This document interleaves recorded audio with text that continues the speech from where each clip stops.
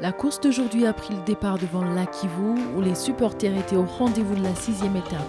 Les coureurs vont parcourir 4,6 km neutralisés jusqu'au départ réel. Comme tous les jours, le début de l'étape est très animé. Mais aujourd'hui, le peloton a décidé de laisser un peu de champ aux premiers échappés pour souffler un peu après les 3 dernières journées très intenses. Ils sont 8 à se lancer à l'assaut de la première ascension de la journée, dont le Suisse Matteo Badilati, le Sud-Africain Marc-Oliver Pritsen et l'Érythréen Aklilu Arefen. Alors que derrière, l'allure est assurée par l'équipe Soudal Quick-Step du maillot jaune qui contient les échappés à moins de 2 minutes, William Junior Le Serre, le jeune Belge de 22 ans, semble serein à l'avant du peloton.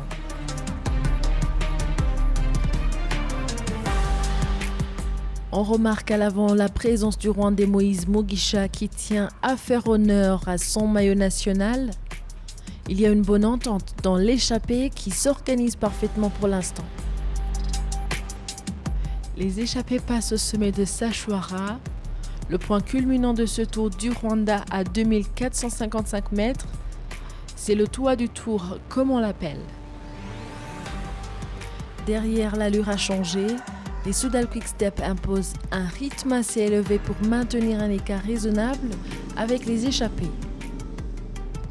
À l'avant, l'Érythréen Aklilu Arefen et le Suisse Matteo Badilati prennent le large, laissant sur place leurs anciens compagnons d'échappée. Mais Badilati ne veut pas prendre le risque d'un retour du peloton et décide de partir seul à 30 km de l'arrivée.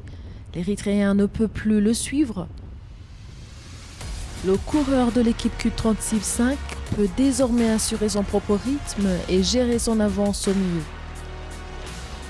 À l'arrière, le peloton a vivement accéléré car Badilati reste une menace pour le classement général et reprend alors un à un les anciens échappés.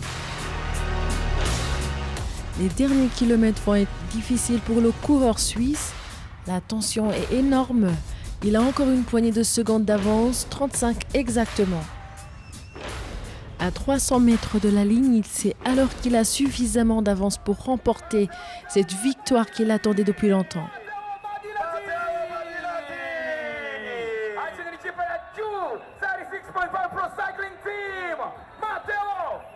C'était une victoire de force. C'était une victoire pour mon collègue Marino qui est décédé depuis 2 ans. Et là, c'est pour lui, c'est pour sa famille. Pas de changement pour les 2 premières places du classement général. Le CR conserve son maillot jaune. Le premier Africain Metkel Eyob est 5e à 11 secondes.